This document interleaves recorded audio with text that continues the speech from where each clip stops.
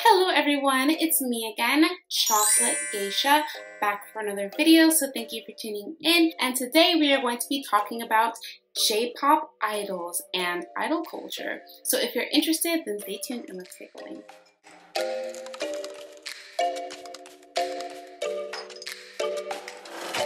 So first things first, let's define exactly what an idol is. What is an idol, right? Idols are entertainers who are marketed for their attractiveness, their overall image, and their personality in Japanese pop culture. In Japan, you'll find rarely soloists, you'll usually find groups of people. So same goes for idol culture, people are usually in groups from 2 to 100 and over. There are many genres to J-idols in general. J-pop is obviously the most popular, but there's also J-metal, J-hip-hop, J-techno, but there's tons of genres, so it doesn't necessarily fit into one box, but they definitely do have similarities. Japanese idol groups are known, of course, for their singing, but one of the most important parts of who they are is their brand, and their brand is their selves. There's a concept called moe, and moe is the idea of vulnerability and innocence and this need to be protected, this kind of youthful ignorance that the outside has to protect. I actually got first introduced to moe through the anime K-On! When two characters were going moe moe cute.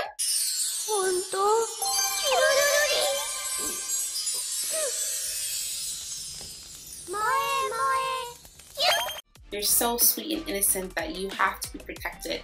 And that kind of idea translates into Japanese idol groups. Continuing on to the types of idol groups. So the first category is Gravure modeling. And Gravure modeling is like men's catalogs, sports magazines, girls who are kind of showing off their stuff. They tend to be in their late teens, early 20s, late 20s. Two are junior idols. So junior idols, also known as chidoru or child idols, are idols who are between the ages of elementary to 15 years old, and they are girls who are trying to get into the business, so girls who want to be full-fledged idols once they reach 16 and above. Next are internet idols, or net idols as they're also known, and these idols are similar to the regular idols, usually 16 to 29-ish. Those idols are primarily online, so you don't usually see them in other forms of media. Their image is based on their online social media presence. Continuing on, number 3, we have voice acting idols. So voice acting idols are usually based in anime. Those singers who are idols in the anime are actually idols in real life as well. However, their idol persona is based on their anime persona. And number 5 is virtual idols, or V-idols, and these idols are similar to net idols. However, instead of being a human form, they are based on VR or a kind of CGI technology. And although there is definitely an actress behind that character, the image is the character itself. So there's really no connection between the actress and the character. That is a summary of the subcategories of idols.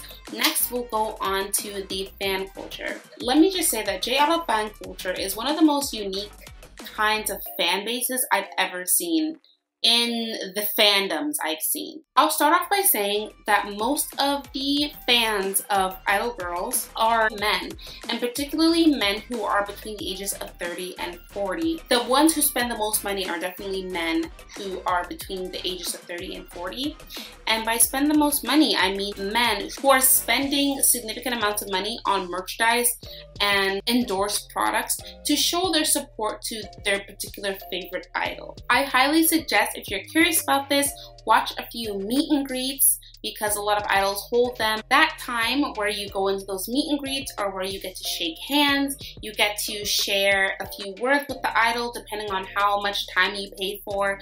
Sometimes it's just 3 seconds, sometimes it's a minute, depending on how much you pay, of course. If you watch these documentaries where it shows these meet and greets, you can actually see the kind of relationship bond that the fans have to the idols, and it's really interesting because that's something that I haven't seen in the West before. Sometimes you'll see fan idol relationships that are sibling. You'll have some fans who consider the idols to be their sister.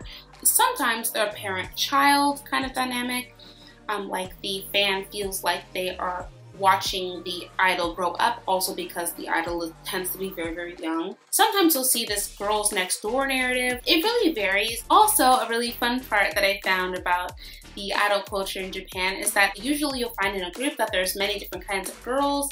You'll have like the one with glasses, you'll have the one with long hair, you'll have the one with short hair, you'll have the tomboy, you'll have the cute little sister type. You'll have lots of different kinds of girls in an idol group, and usually the fan will support their favorite idol by buying her particular merchandise, like a product with just her face on it, or a product with her name on it, or they might pay for a picture and that's how they get their money, maybe like $15 for like a little Polaroid photo, for example.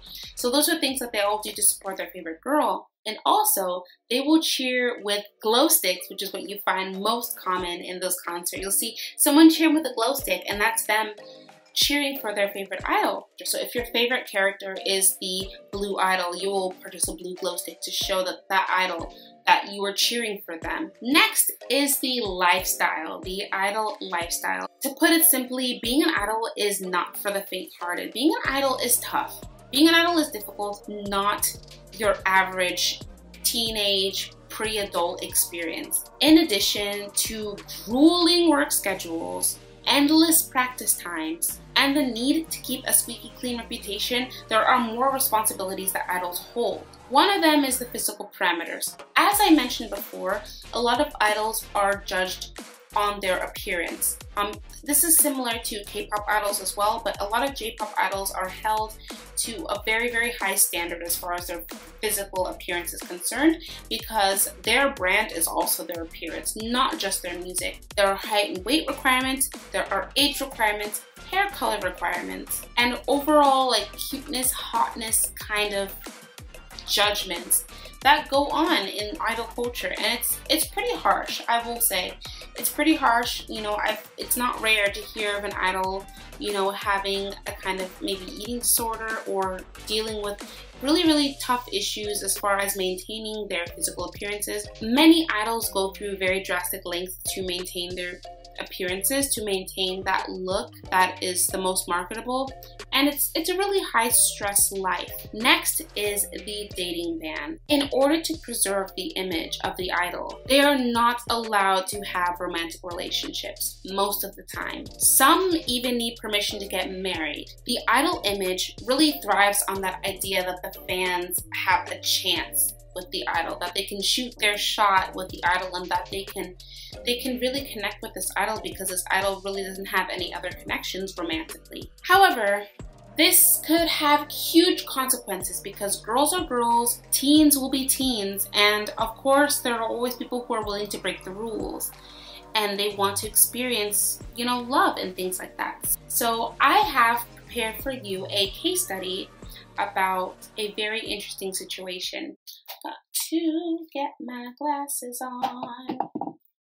Doing a case study. So we have researcher Geisha here. Alright, now that we got our glasses on, let's get into it. Minami Minegishi. So for those of you who don't know, Minami Minegishi was a girl who was in AKB48, a very popular Japanese idol girl group based in Akihabara, Tokyo, Japan. So in 2013, Minami was found to be leaving her boyfriend's apartment, and a newspaper tabloid posted the pictures of her leaving, and it was a disgrace. She was shamed publicly for her actions. The newspaper photos totally just shattered her career and even her self-esteem. She was changed forever. So in an act to show her remorse and her regret, she actually shaved off her hair, which was a very traditional way to show remorse in the Japanese culture. So she shaved her head. I'd seen this video in 2013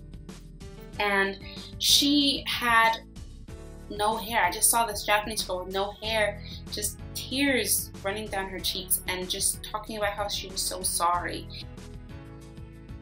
This kind of thing is the result of a very, very strict expectation of idols, because that probably pierced a huge hole in her earning potential, in her public view, in her reputation. It probably damaged reputation to almost an irredeemable amount. So that was her way of showing that she was remorseful, not only to probably her talent agency, but to her fans who really admired her. Because when fans see that the idol is kind of having a life outside of what they expected the idol to be doing, it's seen as kind of a betrayal, because you are your image, you are your brand. That's the story of Minami Minegishi. Needless to say, being an idol is not for everyone, but for those who know what is required and think they've got what it takes, they can be rewarded handsomely for their cooperation and for their efforts. Many idols graduate, called Sotsugyo. Many idols have their Sotsugyo, usually in their mid to late 20s, and they go on to doing very great things. Many idols stem off to be TV actresses, TV hostesses, or even professional singers. Others choose to say goodbye to the entertainment industry and kind of fade back into regular life and become a normal Japanese citizen. Next is the future of J-idols in Japan. Traditional ideals of being a J-idol are being changed to be more inclusive and to accept more diversity. Additionally, many talent agencies accept foreign applicants, so it's not so uncommon to find an idol who is not of Japanese descent. In example, let's look at PIDL's Tia. Tia L, also known as L Tia, is a Canadian who came to Japan for modeling initially. However, her talent agency recommended her. They actually referred her to an idol group, and she got the gig. So she's based in Tokyo, and she also did an interview with Mime Land. So if you're interested in seeing that and learning more about what it's like to be a foreign idol, then check out this interview. There is an idol voice actress called Emi Nita. Emi Nita is a voice acting idol who voiced Honoka Kosaka, which is a character in the anime Love Live. Emi Nita is actually 34 years old. She is past the standard age of graduation. However, her career is nowhere near over. So there's definitely change happening in the recent years. In Tokyo, there is the Tokyo Idol Festival, and this festival is where over 3,000 girl groups meet up and show what they've got. And I don't know about you, but I'm actually really curious to see what's going on there. I really appreciate you being here with me today, and I hope you learned something too. If you liked this video, then like it, and if you want to see more, then hit subscribe and become part of the YouTube fam. But thank you so much. I hope you have a good day or a good night, and I'll see you in the next one. Bye!